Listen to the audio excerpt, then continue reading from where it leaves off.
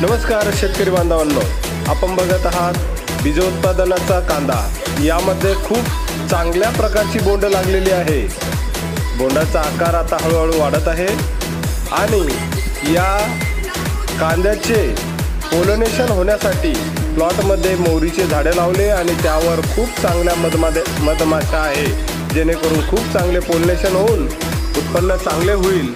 अशाच नवीन व्हिडिओ पाहण्यासाठी आमचे चॅनल नक्की सबस्क्राइब करा, लाईक करा, शेअर करा। धन्यवाद।